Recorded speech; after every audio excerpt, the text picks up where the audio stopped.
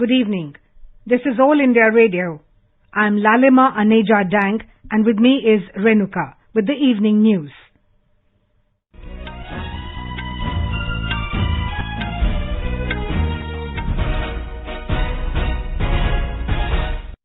The headlines. First 5 Rafale fighter jets land at Ambala Air Force Base. India welcomes the golden arrows. Prime Minister Narendra Modi welcomes the Rafales, says there is no virtue like protecting the nation. Induction of Rafales to make Indian Air Force much stronger to deter any threat to the country, says Defence Minister Rajnath Singh. Government issues Unlock 3.0 guidelines, schools and colleges to remain closed till the 31st of August.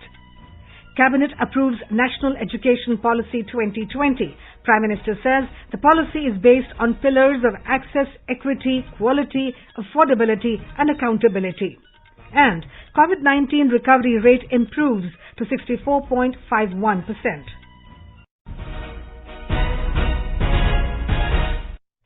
The first batch of 5 Rafale jets landed in Ambala this afternoon. It was a historic moment as they were greeted with water cannon salute at the Ambala Air Force Base. Rafale jets were escorted by 2 Sukhoi 30 Mki supersonic fighters as they entered the Indian airspace. After entering the Indian airspace, Indian Rafale contingent was welcomed by establishing radio contact with Indian Navy warship INS Kolkata deployed in the Western Arabian Sea. Indian Naval Warship Delta 63. Welcome to the Indian Ocean. Naval Warship Delta 63, Arrow Leader, many thanks. Most reassuring to have an Indian warship guarding the seas. Arrow Leader Delta 63. May you touch the sky with glory. Happy landings. Delta 63, Arrow Leader, wish you fair winds. Happy hunting over and out. Air Force Chief Air Chief Marshal R.K.S. Bhadauria and Air Officer Commanding-in-Chief of Western Air Command, Air Marshal B. Suresh, welcomed the first 5 IAF Rafales at the Air Force Station, Ambala. Prime Minister Narendra Modi has welcomed the arrival of Rafale fighter jets in India. In a tweet in Sanskrit, Mr. Modi said, "There is no virtue like protecting the nation. There is no vow like protecting the nation. And there is no yagna like protecting the nation." He said, "Touch the sky with glory. Welcome." Defence Minister Rajnath Singh has said that the touchdown of Rafale combat aircraft in India marks the beginning of a new era in country's military history. In a series of tweets, Mr. Singh said, "These multi-role aircraft will revolutionize the capabilities of the Indian Air Force." The Defence Minister congratulated the Indian Air Force on a professionally executed ferry. He expressed confidence that 17th Squadron, the Golden Arrows, will continue to live up to their motto of Udayam Ajasaram.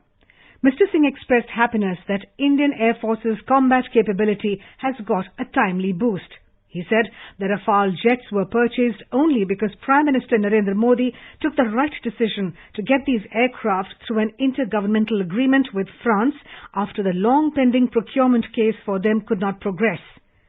Mr. Singh thanked him for his courage and decisiveness. He also thanked the French government, Dassault Aviation and other French companies for ensuring the timely delivery of the aircraft and its weapons despite the severe restrictions posed by COVID pandemic. The Defence Minister said this aircraft has very good flying performance and its weapons, radar and other sensors and electronic warfare capabilities are among the best in the world. He said its arrival in India will make the Indian Air Force much stronger to deter any threat that may be posed on our country. Mr. Singh said the Rafale jets were purchased when they fully met the operational requirements of the Indian Air Force. He said the baseless allegations against this procurement have already been answered and settled. The Defence Minister added that if it is anyone who should be worried about or be critical about this new capability of the Indian Air Force, it should be those who want to threaten our territorial integrity. Home Minister Amit Shah said Rafale touchdown is a historic day for country's vigorous Air Force. Mr. Shah said this is a proud moment for India. He said these are the world's most powerful machines capable to thwart any challenge in the sky. Home Minister expressed hope that Rafale will help air warriors to safeguard skies with its mighty superiority. Information and Broadcasting Minister Prakash Javadekar has said that Rafale jets joined the Indian Air Force fleet in Ambala, Haryana, and the new fighter jets will add to India's firepower and strengthen our defense against enemies. The fleet, comprising 3 single-seater and 2 twin-seater aircraft, will be inducted into the Indian Air Force at the Ambala Air Base in Haryana. The fighter jets, built by French aviation firm Dassault, took off from the Marinier Air Base in southern France's Bordeaux on Monday. The 5 aircraft are part of the 36 planes bought by India from France in a 59,000 crore rupees intergovernmental deal in 2016. The aircraft covered a distance of nearly 7,000 kilometers from France to India with mid-air refueling and a single stop at a French airbase in the United Arab Emirates, UAE.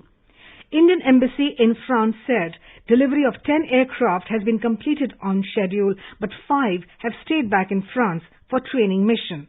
The delivery of the 36 aircraft will be completed on schedule by the end of next year. Here's more from our correspondent. The Rafale fighter jets had mid-air refueling before reaching the Al Dhafra airbase in UAE. After the layover, the jets embarked on their final leg of journey to India. The Indian Air Force appreciated the support provided by French Air Force for the Rafale journey back home. The mission system of the Rafale has the potential to integrate a variety of current and future armaments. The fighter jets are capable of carrying a range of highly effective weapons, including the Kita air-to-air missile and Scalp cruise missile. The Rafale jets will come with various India-specific modifications, including Israeli helmet-mounted displays, radar warning receivers, low-band jammers, and 10-hour flight data recording. With its 10-ton empty weight, the Rafale is fitted with 14 hard points. 5 of them are capable of drop tanks and heavy ordnance. Total external load capacity is more than 9 tons, hence Rafale can lift the equivalent of its own empty weight in payloads. The Air Force has readied the required infrastructure to welcome the jets in its lineup. With Anand Chaturvedi, Anupam Mishra, AI News, Delhi. The Home Ministry today issued new guidelines for opening up of more activities in areas outside the containment zones. The process of phased reopening of activities has been extended further in Unlock 3, which will come into effect from 1st of August. The new guidelines are based on feedback received from the states and UTs and extensive consultations held with related central ministries and departments. Restrictions on movement of individuals during night have been removed. Yoga institutes and gymnasiums will be allowed to open from 5th of August. In this regard, standard operating procedure will be issued by Health Ministry for ensuring social distancing. Independence Day functions will be allowed with social distancing and by following other health protocols. Schools, colleges and coaching institutions will remain closed till 31st of August. International air travel of passengers has been permitted in a limited manner under the Vande Bharat mission. Further opening up will take place in a calibrated manner. All activities except metro rail, cinema halls, swimming pools, entertainment parks, theatres, bars shall be permitted outside containment zones. Social, political, sports, entertainment, academic, cultural, religious functions and other large congregations will also be permitted outside containment zones. Activities in the containment zones shall be monitored strictly by state and UT authorities, and the guidelines relating to containment measure in these zones shall be strictly implemented. The Health Ministry will monitor the proper delineation of containment zones and implementation of the containment measures. States and UTs, based on their assessment of the situation, may prohibit certain activities outside the containment zones or impose such restrictions as deemed necessary. However, there shall be no restriction on interstate and intrastate movement of persons and goods. Total recoveries from COVID-19 in the country today inched closer to touch the 1 million mark. A total of 9,88,029 people have recovered in the country so far, and 35,286 recoveries were reported during the last 24 hours. With this, the recovery rate improved to 64.51% in the country. The case fatality rate has declined to 2.23%. The Health Ministry said 48,513 new cases of COVID-19 were registered in the country in one day, taking the total number of cases to 15,31,669. Presently, the total number of active cases in the country is 5,09,447. In a single day, 768 deaths were reported, taking the toll to 34,193. Meanwhile, the Indian Council of Medical Research said that a record 4,08,855 tests were conducted by various laboratories in the last 24 hours. So far, 1,77,43,740 tests have been conducted. Our correspondent reports that Delhi stands at top position with 88.83% recovery rate. Ladakh, Haryana, Assam and Telangana are other top performing states and union territories wherein the recovery rate is above 73%.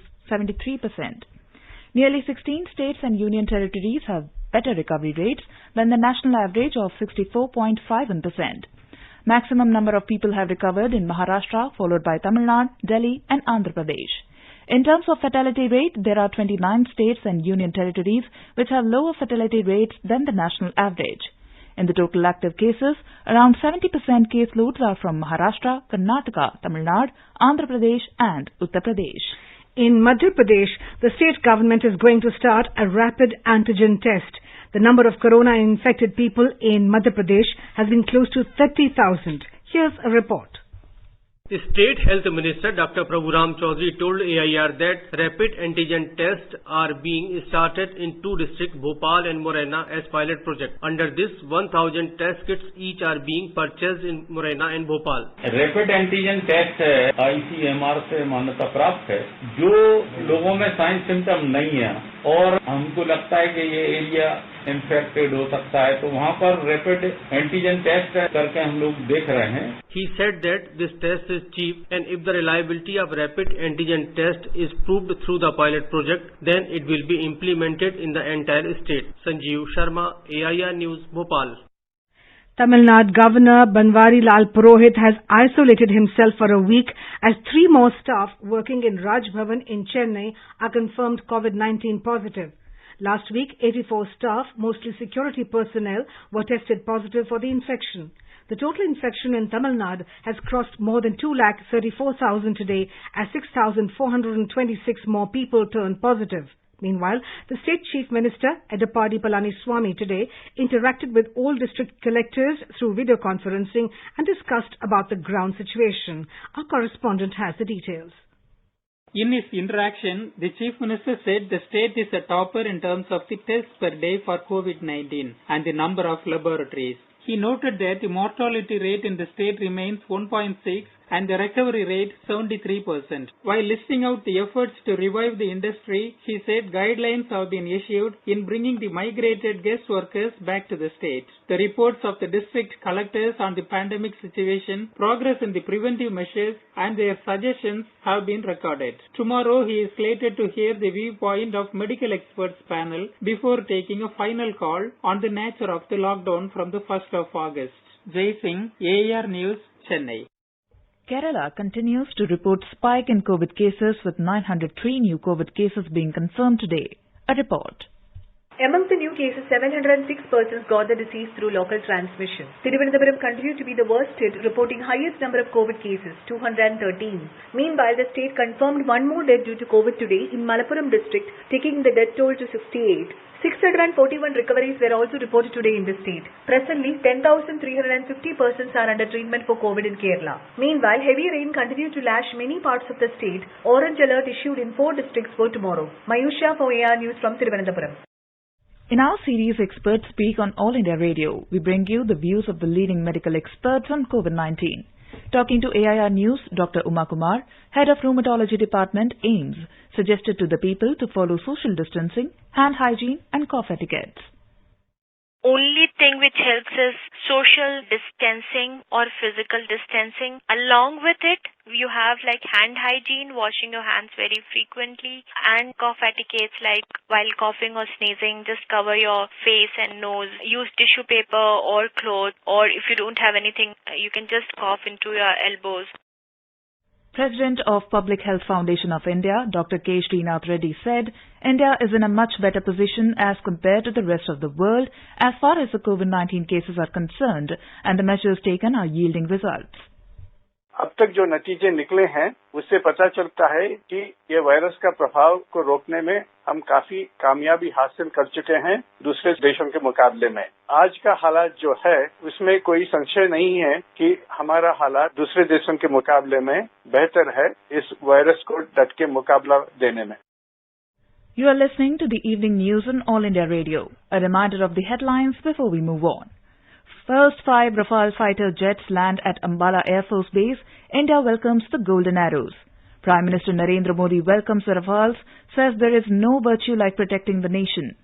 Induction of Rafales to make Indian Air Force much stronger to deter any threat to the country, says Defence Minister Rajnath Singh.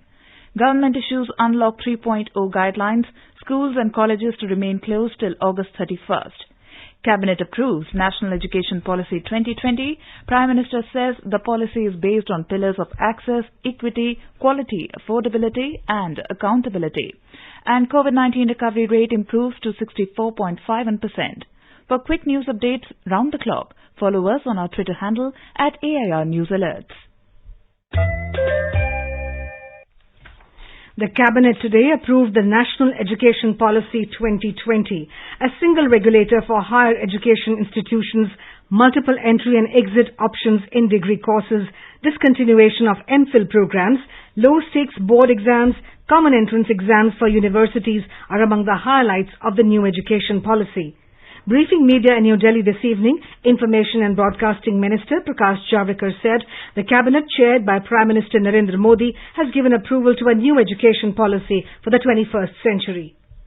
21वीं सदी के एक नई शिक्षा नीति को मंजूरी दी गई। ये बेहद महत्वपूर्ण है क्योंकि 34 साल से शिक्षा नीति में परिवर्तन नहीं हुआ था और इसलिए आज का ये जो परिवर्तन है और जो नई शिक्षा नीतियां है, मुझे विश्वास है कि पूरा समाज और सभी देशवासी इसका स्वागत करेंगे और दुनिया के शिक्षाविद भी इसको निश्चित रूप से सराहना करेंगे। Education Minister Ramesh Pokhriyal Nishank said new education policy 2020 will prove to be a milestone in the making of a new India. आज हिंदुस्तान के इतिहास में एक ऐसा अवसर आया है जब इस देश की ऐसी शिक्षा नीति जो 1986 के बाद स्कूली शिक्षा और उच्च शिक्षा में उसकी परिवर्तनकारी सुधारों के लिए एक महत्वपूर्ण रास्ता प्रशस्त करेगा। नए भारत के निर्माण में ये नई शिक्षा नीति 2020 मील का पत्थर साबित होगी। Mr. Nishank said the Cabinet also approved changing the name of the Human Resource Development Ministry to Education Ministry. Secretary Higher Education Amit Khare said NEP, that is the National Education Policy 2020, aims to increase the gross enrollment ratio in higher education, including vocational education, from 26.3% in 2018 to 50% by 2035. He said at least 3.5 crore new seats will be added to higher education institutions. Mr. Khare said the policy envisages broad-based, multidisciplinary, holistic undergraduate education with flexible curricula, creative combination of subjects, integration of vocational education and multiple entry and exit points with appropriate certification. It is aimed at bringing transformational change in both higher education sector and the school education. The new system in school will be 5+3+3+4 in place of 10+2. In higher education, there will be multiple entry and exit system, introduction of 4-year courses, common regulatory system, National Research Foundation. These are the important highlights of the new policy. Mr. Khare said affiliation of colleges is to be phased out in 15 years and a stage-wise mechanism is to be established for granting graded autonomy to colleges. Among the key reforms in the policy are a single regulator for all higher education institutions except for legal and medical colleges, common entrance exam for admissions to universities and colleges to be conducted by the National Testing Agency and common norms to be in place for private and public higher education institutions. Secretary School Education and Literacy Anita Karwal said board exams will be low stake and the focus will be on testing concepts and knowledge application. She said home language, mother tongue or regional language to be the medium of instruction up to class 5. Ms. Garwal said school curriculum will be reduced to core concepts and there will be integration of vocational education from class 6.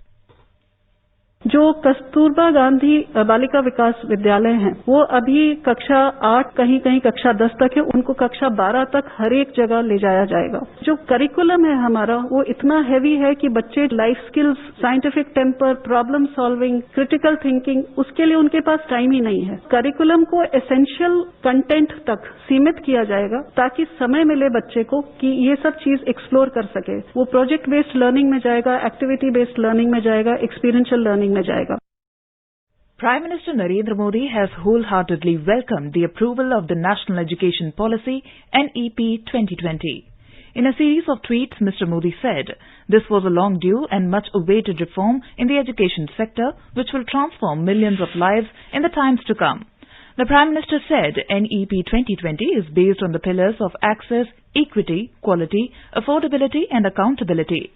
He said in this era of knowledge where learning, research and innovation are important, the National Education Policy will transform India into a vibrant knowledge hub.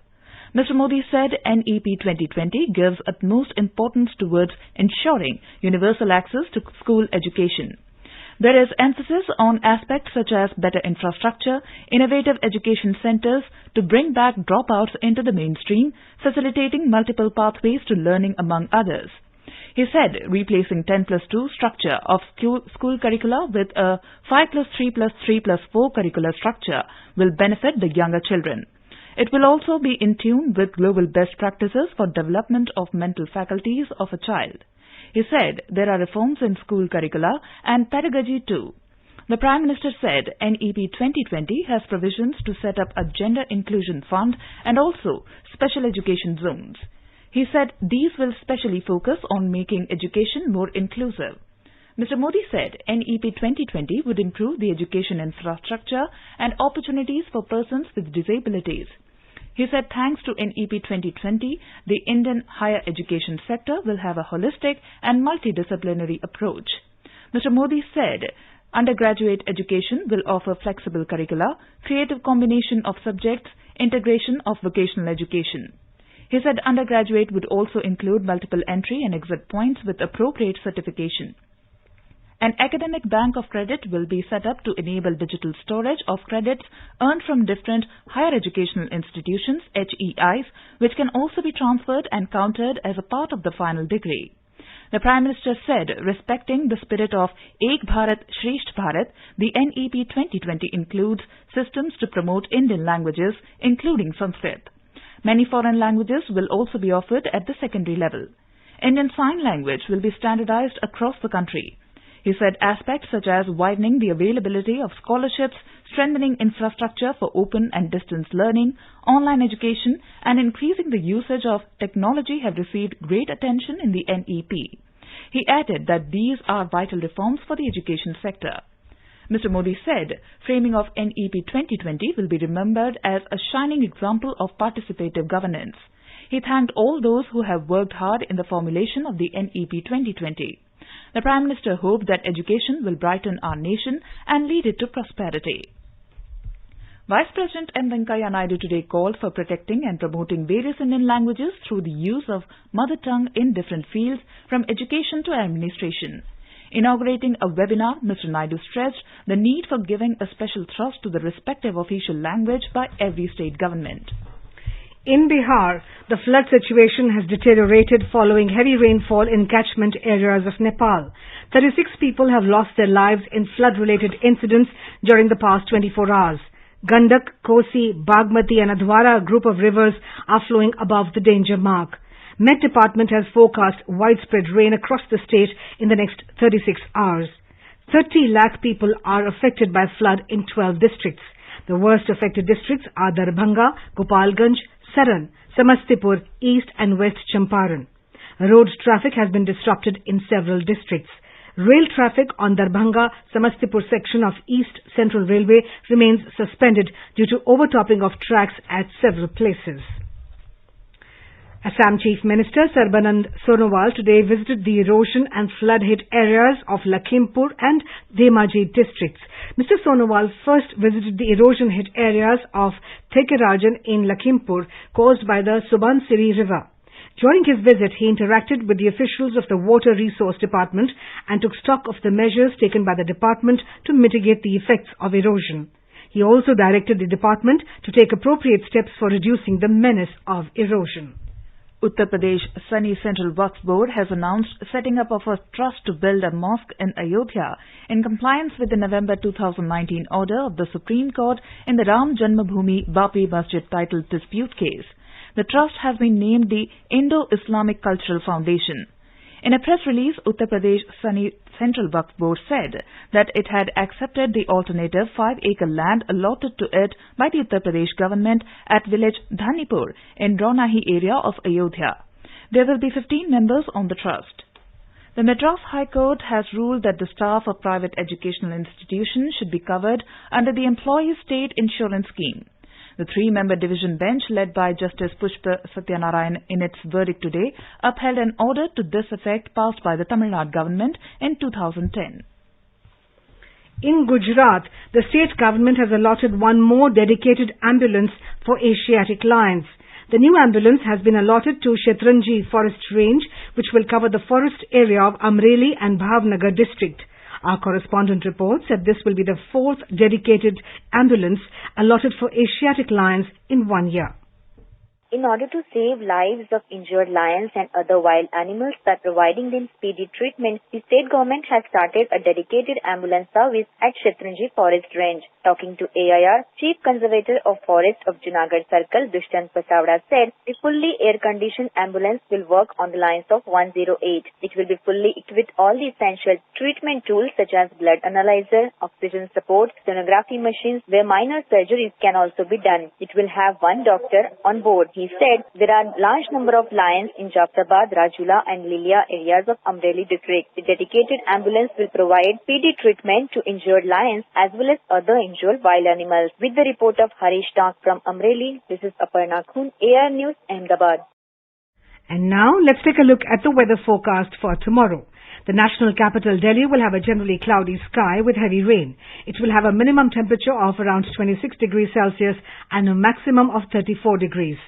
Mumbai will experience a generally cloudy sky with moderate rain. Minimum temperature will be 25 degrees Celsius and maximum around 30.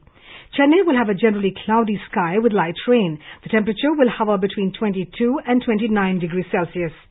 Kolkata will have partly cloudy sky with 1 or 2 spells of rain or thunder showers. On to the north, in the Union Territory of Jammu and Kashmir, the minimum temperature will be 25 degrees Celsius in Jammu, while the maximum should be around 35 degrees Celsius. The city will have generally cloudy sky with moderate rain. In Srinagar, the minimum temperature will be around 19 degrees Celsius, while the maximum should be around 32. The city will have a partly cloudy sky with 1 or 2 spells of rain or thunder showers. Ladakh will have mainly clear sky, becoming partly cloudy towards afternoon or evening. The temperature will hover between 18 and 30 degrees Celsius. In Gilgit, the temperature will hover between 17 and 35 degrees Celsius. It will experience mainly clear sky, becoming partly cloudy towards afternoon or evening. In Muzaffarabad, there will be generally cloudy sky with moderate rain. Minimum temperature should be around 23 degrees Celsius, while maximum should be around 35 degrees. The News Services Division of All India Radio in its bilingual live phone-in program today will bring you a special discussion program on COVID-19. Dr. Nitesh, Senior Physician from Respiratory Diseases Department at Safdarjung Hospital, will participate in the discussion. Listeners can ask questions to the experts on toll-free telephone number 1800-115767. This can be heard tonight on FM Gold Channel and additional frequencies from 9:30 p.m. onwards. And now, before we end the bulletin, the headlines once again. First 5 Rafale fighter jets land at Ambala Air Force Base. India welcomes the golden arrows. Prime Minister Narendra Modi welcomes the Rafales, says there is no virtue like protecting the nation. Induction of Rafales to make Indian Air Force much stronger to deter any threat to the country, says Defence Minister Rajnath Singh. Government issues Unlock 3.0 guidelines, schools and colleges to remain closed till the 31st of August. Cabinet approves National Education Policy 2020. Prime Minister says the policy is based on pillars of access, equity, quality, affordability and accountability. And COVID-19 recovery rate improves to 64.51%. And that's all we have for you in the evening news. Good night.